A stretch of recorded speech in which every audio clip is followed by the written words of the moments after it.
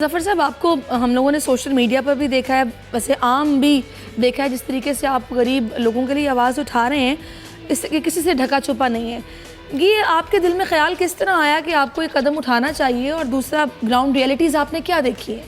देखिए, ground realities यही है, हर आदमी बाशऊर है, हर आदमी के पास उसकी अप्रोच है। इस वक्त इंटरनेट गूगल पे पूरी दुनिया उसके सामने सही है। पूरी दुनिया में टैक्सेस लगाए जाते हैं और इस किस्म के टैक्सेस होते हैं जो आवाम दोस्त टैक्सेस होते हैं, जो आवाम की मर्ज़ी से लगाए जाते हैं। आवाम खुशी खुशी टैक्स अदा करती है।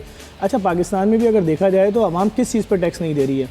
आप किसी शहर में दाखिल हों तो टूल प्लाजा से लेकर, और अगर आप उसी शहर में मर जाते हैं तो कब्रिस्तान की कब्र तक का टैक्स आप अदा कर रहे हैं। बिल्कुल। अब रह क्या गया था? अच्छा, आप आवाम दोस्त टैक्स अगर नहीं लागू कर रहे हैं, आप बंदूक की नोक पर लोगों से पैसा निकलवाना चाह रहे हैं, आप लोगों को धमकियां दे रहे हैं, तुम्हारा मोबाइल फ़ोन बंद हो जाएगा, तुम्हारी गाड़ी जब्त हो जाएगी, तुम्हारी मोटरसाइकिल बंद हो जाएगी, ये कौन सी बदमाशी है? और उस बदमाशी के बाद भी आप लोगों पे वो टैक्स अगर वो इलीगल है, आपकी है भी नहीं, किसी और के नाम पे आप उसको इस्तेमाल करें, डिक्लेयर नहीं किया, फिर तो जब्त होनी चाहिए ना। नहीं, मैं टैक्स की बात कर रहा हूँ, मैं एक आम आदमी पे टैक्स की बात कर रहा हूँ। अपनी गाड़ी ट्रांसफ़र करने जा रहे हैं, आप कह रहे हैं पर सीट के हिसाब से टैक्स लेंगे।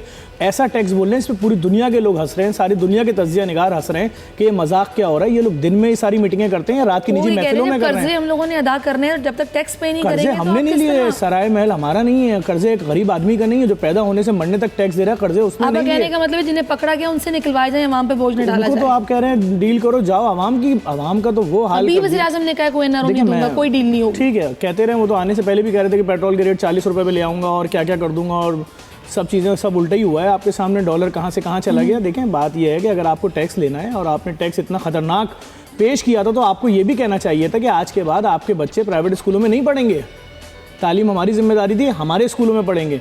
आपका मरीज़ इलाज प्राइवेट अस्पताल में नहीं करेगा, हमारी जिम्मेदारी थी, हमारे अस्पतालों में आएगा। आपकी गाड़ियाँ जो टूटी हुई सड़कों पे सफ़र कर रही हैं, जो नुकसान हो रहा है, जो पेट्रोल ज़्यादा लग रहा है, वो हम भुगतेंगे। आज के बाद जब आप टैक्स का सेल रिटर्न फाइल करेंगे, उसके अंदर आप ये पैसे हमसे वापस ले लीजिएगा।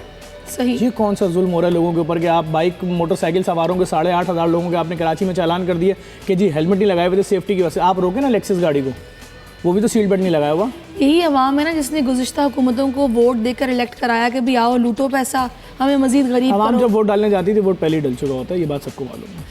यानी कि आप हुकूमत के इस नैरेटिव को बिल्कुल नहीं मानते हैं कि भी गुज़िश्ता हुकूमतों का किया धरा है, इदारों की हालत बुरी है, हमें इन्हें ठीक करना है, जिसकी वजह से सब करना पड़ेगा। इन सब चीज़ों में आपको नहीं मालूम 14% लोग हैं हुक्मरानी कर रहे हैं।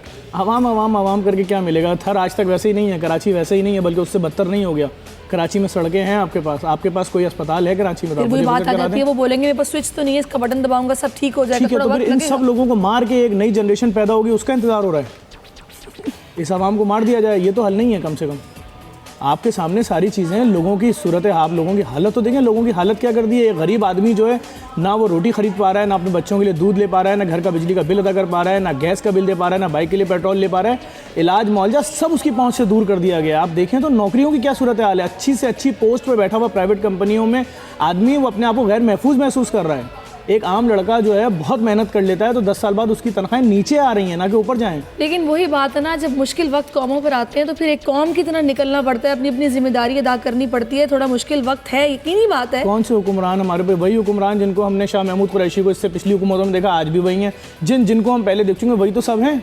कौम आपके सामने, हुक्मरान सेम है। एक शख्स के बदल जाने से, कह रहे हैं कि जब लीडर की नीयत साफ है, और लीडर अगर है अब सब कुछ ठीक करने वाला, और जिसके स्पिरिट हाई के साथ वो काम कर रहे हैं, तो वो आपको याद होगा जब इलेक्शन हुआ था तो उन्होंने कहा जी पुराने खिलाड़ी हैं, इन्होंने क्या ठीक करना है, ये वही सब कुछ करेंगे जो पहले करते रहे। उन्होंने कहा जी लीडर ठीक है तो खिलाड़ी खुद ही ठीक कर लेगा। ठीक है, ऐसा उनकी अपनी हिकमत अमली है, उस पर अमल कराएंगे। ऐसा कुछ होता नजर आ रहा है आपको? अभी आप देखें ना किस तरह जायदादें जब्त की जा रही हैं जो बेनामी है, और जो टैक्स नेट है वो कहने बढ़ गया है। इतने लोगों ने इतना अरब दे दिया है। एक जितना भी दे दिया, मुझे किसी अमीर आदमी से कुछ लेना देना ही नहीं है। मैं तो आपसे सीधी सीधी बात कर रहा हूँ। इज्तिमाई खुदकुशियाँ करने वाले हैं लोग। आप सुनेंगे दुनिया में ये भी एक नया रिकॉर्ड बनेगा कि लोग इज्तिमाई खुदकुशियाँ कर रहे हैं। लोगों के पास बहुत बुरा हाल है, बेरोजगारी, गुर्बत, जिल्लत। 2 साल का वक्त मांग रहे हैं। तो 1 साल पूरा हो चुका है, अगला भी 1 साल पूरा हो जाएगा। आपके सामने क्राइम रेशो देख लीजिए आप क्या चल रहा है। इंतहा तो आज ही हो गई। सुबह टीवी खोला तो जिन्ना लाहौर के एयरपोर्ट, अल्लामा इकबाल एयरपोर्ट के अंदर बंदा आता है, अपनी मर्जी से जिन लोगों को कत्ल करना है गोलियाँ मारता है, मार के चला जाता है, उसको बाद में गिरफ्तार कर रहे हैं वहाँ से। मतलब ना सिक्योरिटी आप दे सकते हैं, ना सेफ्टी दे पा रहे हैं, ना सेहत, ना तालीम। क्या देंगे आप नहीं समझते हुकूमत को थोड़ा वक्त देना चाहिए? दे दें वक्त। हो सकता है जो आने वाले नए लोग होंगे, जब वो पैदा होंगे, बड़े होंगे, तो इनकी शायद तारीफ़ करेंगे कि जी हमारे बड़ों को तो मार दिया आपने, हमारे लिए आपने खाने पीने का कुछ इंतज़ाम किया है।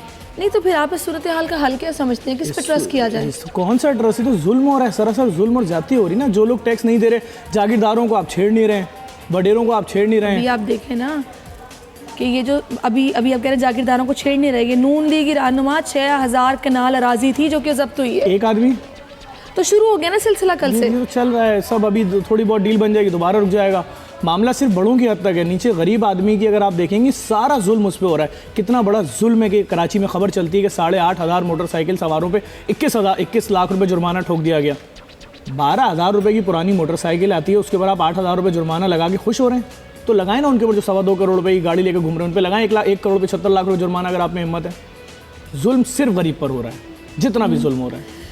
तो फिर इसका मतलब तो ये है कि आपको कोई हल नज़र नहीं आ रहा। कोई गरीबों के साथ जुल्म हो रहा है। इनके जितने दस्तरखान थे कराची में सब उखाड़ के फेंक दिए गए, जितने एम्बुलेंसों के बूथ थे सब फेंक दिए गए। समझ से बाहर है, हुकूमत के पास ना एम्बुलेंसें हैं ना हुकूमत के पास दस्तरखान है गरीब को खिलाने के लिए। पता नहीं क्या चाह रहे हैं, किसी आफत की सूरत में लोग कहाँ जाएंगे, इनका क्या बनेगा, सब समझ से बाहर है।